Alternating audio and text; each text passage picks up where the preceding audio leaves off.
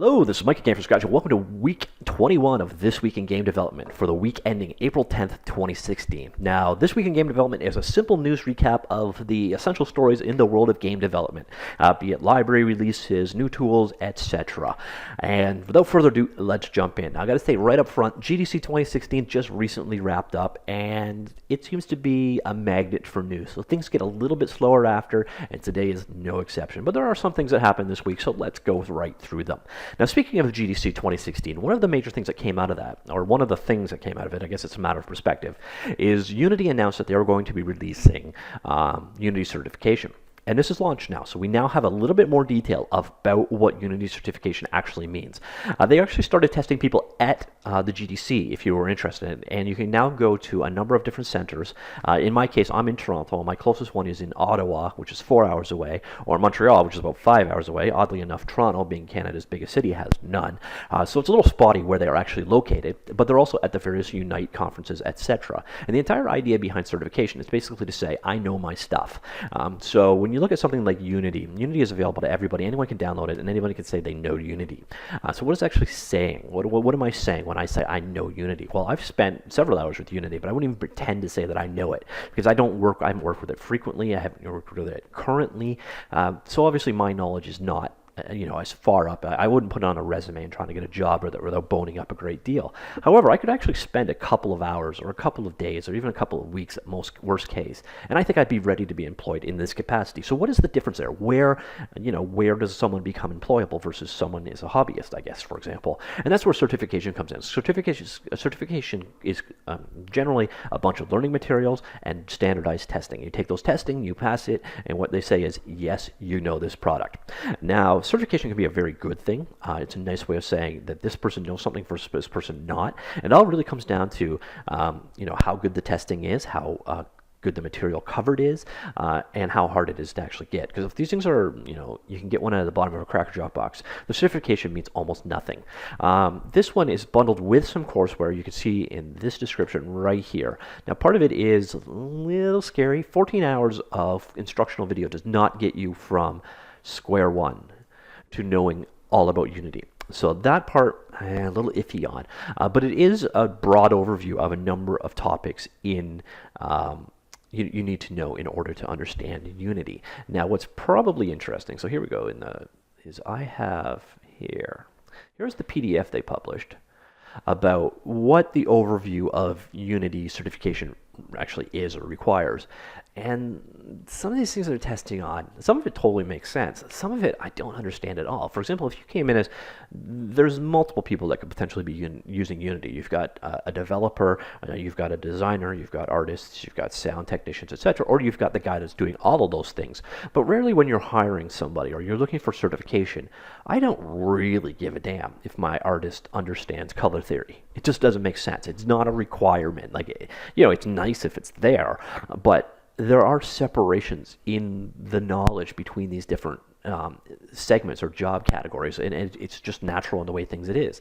So when we come down here, for example, they're going to text for define critique in the context of video game development. Well, why is this required? Game design principles, identify video game controls. What? It gets more when you get into art. Describe the methods to optimize model assets. Well, I guess there's some value in a programmer knowing that, but that's really an artist function. And when you get into really an artist function, explain the purpose of concept art. Explain the concept of unifying color. What? Why would a programmer need to know this crap? It doesn't make any sense whatsoever what they're testing on. So I don't really know what I think or care about with this Unity certification. It'll be interesting to see if it takes off. It'll also be interesting to see the final costs involved in this stuff, because this ain't free. No, it ain't free.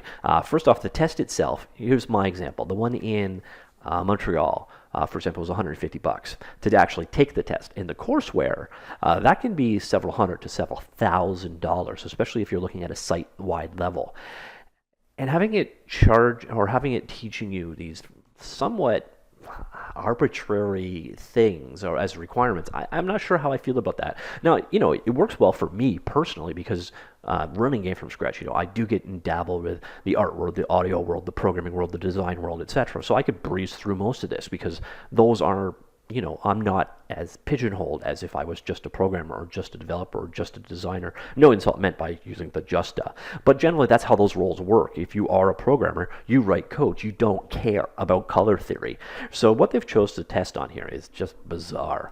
So anyways, moving on from that, certification ultimately is decided. The value of it is if the community accepts it. So if the community, basically the community being people that hire for Unity jobs, start asking for Unity certification, then it's a success. If people hire for Unity jobs go, this piece of paper is a piece of crap, or this piece of paper doesn't certify anything, well, then it goes the way of the dodo. And it'd be interesting to see which way that goes. All right, on to game engine reviews. This week we saw the release of Torque 2D 3.3. Now, Torque 2D is a 2D fork inspired by the Torque 3D engine. It's been around for ever. I believe it was the original engine behind Tribes. It was open sourced a number of years ago. Now the 2D version is open source. This used to all be commercial product, by the way. So that's kind of cool that they've gone down the MIT licensed open source route. Torque 2D, this release adds positional audio and text sprites. Text sprites make it easy to create nice and pretty text effects up on screen. And positional audio is pretty self-explanatory. It's audio with left, right, up, down kind of stuff and movement, etc. Another release this week was Meza 11.2.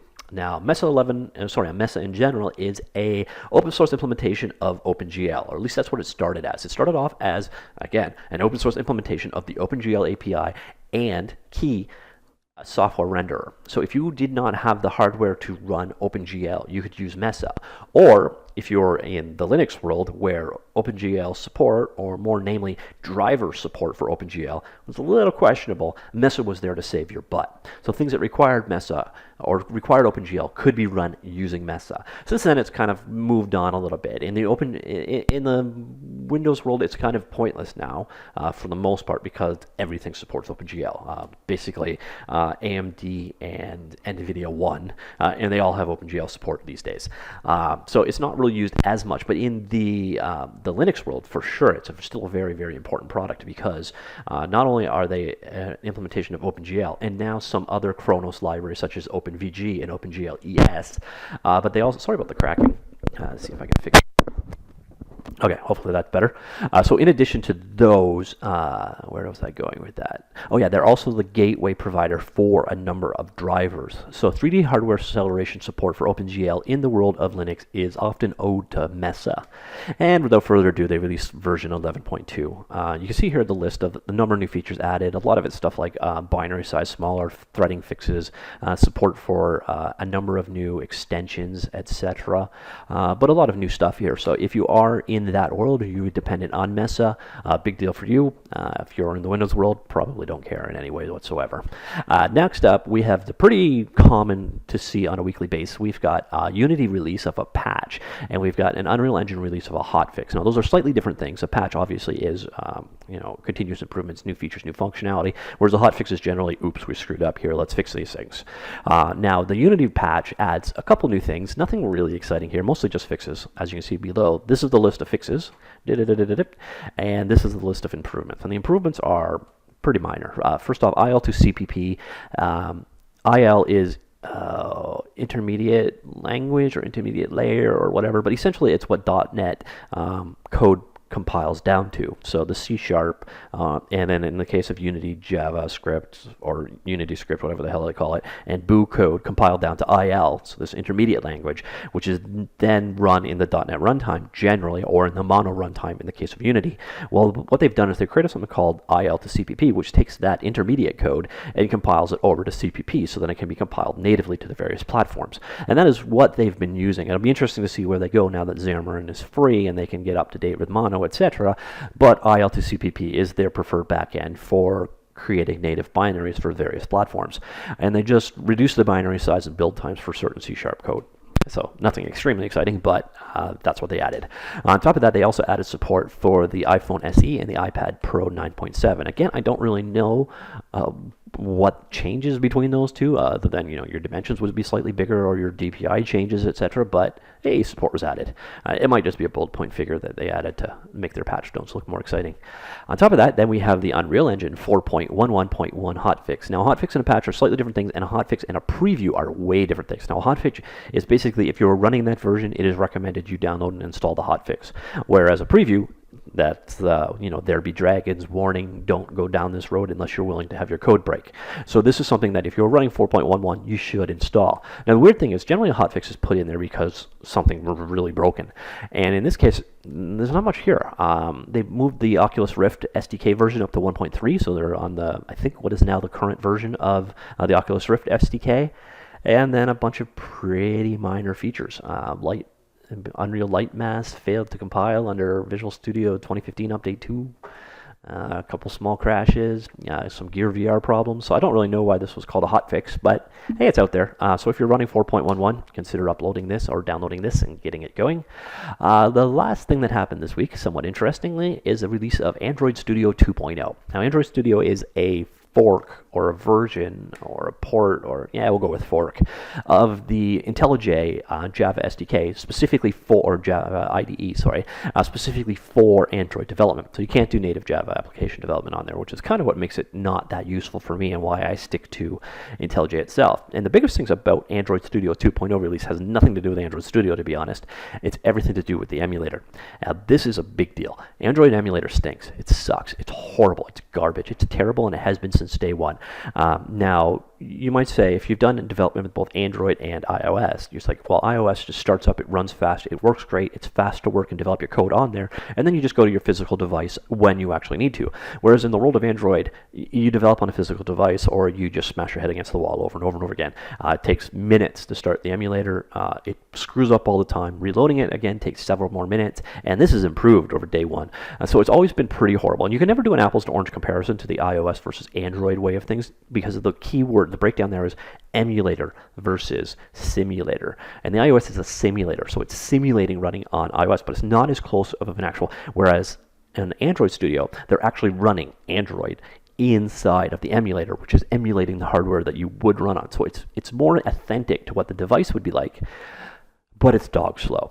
And I've been rambling on about this because Android Studio 2.0, here's where the 3 comes in, makes the Android emulator 3 times faster. I haven't tested it myself. 3 times faster is a pretty big claim, but actually the fact that you can improve the speed of something by a factor of 3 shows you just how slow it is today. But that is a huge welcome addition. So if you are doing Android development, you want to get this new emulator, because 3 times faster is pretty self-explanatory why that's pretty awesome. The other big thing on this one is ADB, which is, remember I told you earlier, if you were debugging, you ran it on device. Well, then what you needed to do is you wrote your APK, which is a compiled version of an Android file, and you deployed it to a device. And you used the ADB, which I believe stands for Android Device Bridge, which was just sort of the way of communicating between a desktop and Android. And it's now 10 times faster in this release. Yeah, so if you thought 3 times faster was a big number, 10 times. So it's always been a little painful to deploy a rather large application over ADB, so this is definitely an improvement. So the general just working on it, Android, the iteration, the development process should be just much improved because of Android Studio 2. In terms of the studio itself, not a whole lot of special stuff going on here. Integrated Cloud Test Lab, which I don't even know what that is, to be honest. App indexing, code generation, and tests. Yeah, it doesn't sound particularly exciting either. Instant Run's cool. I've never actually had luck with these things, but it allows you to hot swap into the VM, so your change process is a lot faster. Often called hot patching. Often doesn't work for crap, so I turn it off. Hopefully it works in this case. I've actually heard it works very well. I haven't done any real dedicated Android development since any of this stuff came out, so I don't really know how well Instant Run or Hot VM actually works, but it's supposed to be a game changer, so we'll see that one. And on top of that, they just updated to IntelliJ 15 as an underlying code, so you get all the improvements that IntelliJ has gotten. Ironically, IntelliJ just upgraded to the 2016 version, so they're still a version behind, but obviously you get numerous fixes from IntelliJ behind the scenes. And IntelliJ is a wonderful, wonderful, wonderful IDE. I'm a big fan of JetBrains projects in general, so that's nice. And in the end, back to the emulator for a few seconds. They also improved things. So you can now drag and drop APKs to deploy them onto the emulator itself. They changed the user interface, multi-touch support. I don't really actually know how they do that. I should look it up. Resizable windows and more. So the emulator is really the reason to do this upgrade, for sure. Now, the last thing that's in there now is there is a GPU debugger preview, so work in process feature, but basically allows you to debug OpenGL ES apps by jumping into each frame, seeing the GL state from the new GPU debugger. So if you're working in OpenGL code or an engine that is layered over top of OpenGL, which if you're doing 3D on Android, you are. Well, this will give you further insights into what your GPU is actually doing. So it could be a huge time saver there. And that's about it for the week. So that is the news. Now, once again, just like I did last week, I have gone ahead and created a page. Come on. In theory, all right, I have no internet, so I won't bother showing you that. But there is now a single links page for all of these links we got here. I've had some problems in the past getting YouTube to properly link what I want down below in a readable fashion. So what I've just started doing with these things is I create a single post that has all of the different links on top of it and the video that we are using down below. So I will link that down below. If you want any more information on any of the stories we covered today, check out that link. We'll bring you to a single page with all of the links in it and a link to this video. So if you want to do things on a looping basis, you can. That was it. Thank you very much. See y'all later. Bye.